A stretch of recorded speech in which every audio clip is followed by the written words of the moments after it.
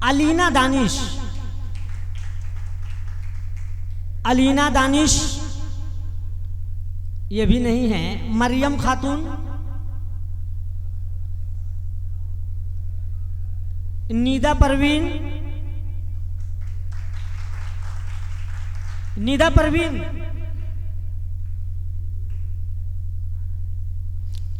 कागज के गुलदस्ते से जब बुग्ज का खंजर निकलेगा, कागज के गुलदस्ते से जब बुग्ज का खंजर निकलेगा और शीशे दिल को तोड़ने वाला पत्थर दिल ही निकलेगा। मेरी खामोशी देख के मुझको सूखा दरिया मत समझो, अगर बात करूं तो मेरे मुंह से बहता समंदर निकलेगा।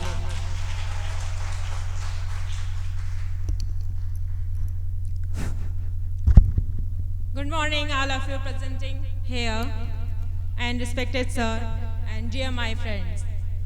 Today I am standing here. I want to speak education and youth and education. First of all, education सिर्फ किताबों, इम्तिहानों या डिग्री का ही नाम नहीं है। एजुकेशन हमारे कैरेक्टर को बनाने, हमारे कैरेक्टर को बनाने, हमारे कॉन्फिडेंस को बढ़ाने और हमारे हर कामों में साहस देने का काम करती है। और युवा अवस्था एक ऐसा चरण है, हमारे जीवन का युवा अवस्था एक ऐसा चरण है जिसमें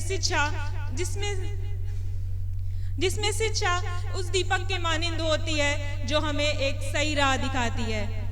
अल्लामा इकबाल का एक शेर कहना चाहूंगी, खुद को कर इतना बुलंद कि हर तकदीर से पहले खुदा खुद बंदे से पूछे, बता तेरी रजा क्या है। डियर फ्रेंड्स, हम सभी यूथ हैं और हम सभी अपने देश भारत के लिए कल को doctor, engineer, manager, accountant and teacher and अलग अलग पोस्टों पे काम करेंगे। हम सभी यूथ होने के कारण हमें उच्च शिक्षा और उच्च संस्कृति का मार्गदर्शन कराना आवश्यक है। ये जरूरी नहीं कि आज का युवा भगत सिंह की तरह फांसी के फंदे पे ही चढ़े, आज का युवा चांद और मंगल पे भी चढ़ सकता है। और ये भी जरूरी नहीं कि आज की लड़कियां रानी लक्ष्मीबाई की तरह घोड़े पर ही दौड़े, हेमा दास की तरह मेडल लेके ट्रैक पर भी दौड़ सकती हैं।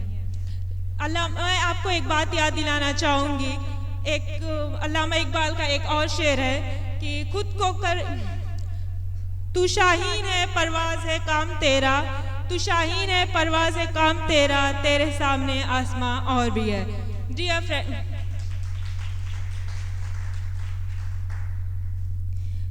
फ्रेंड, एजुकेशन को बड़ा नहीं समझिए। एजुकेशन एक ऐसा वरदान है जो हमें सही राह दिखाता है, हमें एक नई ऊर्जा देता है और ऊर्जा से हमें हिम्मत आएगी और हिम्मत से हम अपने देश का भविष्य, अपना भविष्य, अपनी फैमिली का भविष्य को चेंज कर सकते हैं और इन सब भविष्य को चेंज कर सकते हैं। आज का युवा अनेक चुनौतियों का सामना करता है,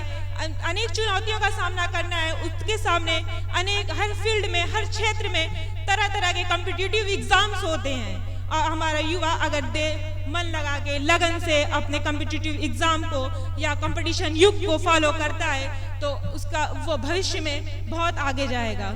अगर वो अपने कॉम्पिटिटिव युग को छोड़ देता है तो उसका कोई भी वो नहीं है, वो अपने भविष्य में कुछ भी नहीं कर सकता।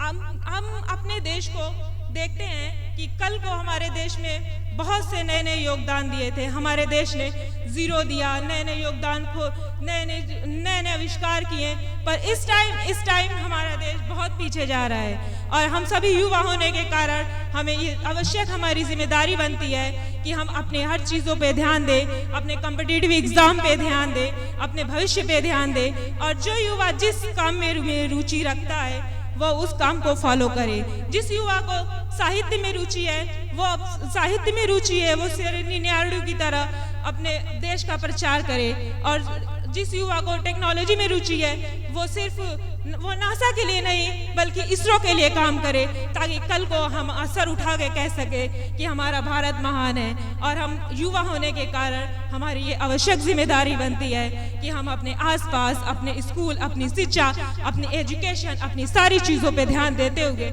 और मैं अपनी बात यहीं पे ख़त्म करना चाहूँगी। I hope you I thanks for the having patience, have a blessed day. बहुत बहुत शुक्रिया निदा, बड़े अच्छे अंदाज में आप गुफ्तगू कर रही थी। आइए, अभी 2 मिनट पहले मैं कह रहा था कि अनस सर, आपने हमारे शहर के जिम्मेदारों को 5 बजे इनवाइट किया है। आपको इस बात का तजर्बा नहीं है कि 1 घंटा लेट ही हमारे जिम्मेदार आते हैं। मैंने इसकी 2 वजहें भी बताई थी। एक वजह यह है कि प्रोग्राम के ऑर्गेनाइजर्स ने आदत बिगाड़ दी है, क्योंकि 4 बजे का प्रोग्राम होता है तो लोग 2:30 बजे का इनविटेशन भेज देते हैं। और दूसरी वजह यह है कि जिम्मेदार लोग बहुत व्यस्त हुआ करते हैं। मगर मैं सलाम करता हूं जमाल अरपन साहब को कि 5 बजे के इनविटेशन पे ये 4:52 पे तशरीफ लाए हैं। जमाल अरपन साहब, मेरी ज़बीने अक़ीदत सलाम करती है, कबूल हो की मोहब्बत सलाम करती है। आइए, यहाँ जितने लोग उपस्थित हैं, जितने लोग यहाँ तशरीफ़ फरमा हैं, मैं सबकी तरफ से चाहता हूँ कि जमाल अरपन साहब का इस्तकबाल किया जाए और मोहम्मद अनस, डायरेक्टर ऑफ टेलीजोन, आए और जमाल अरपन साहब का आप इस हॉल में, इस प्रांगण में इस्तकबाल करें, स्वागत करें, अभिनंदन करें, वेलकम करें, माल्यार्पण कर।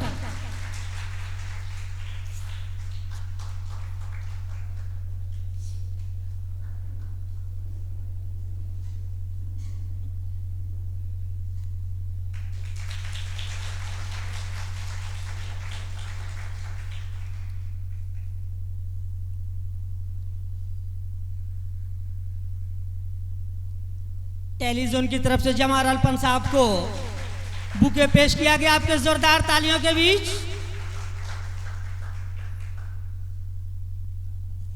देखिए, बहुत बहुत शुक्रिया यहाँ श्रोतागण और शामीन का। एक बात बताऊं, शहर में बराबर एजुकेशनल प्रोग्राम होते रहते हैं।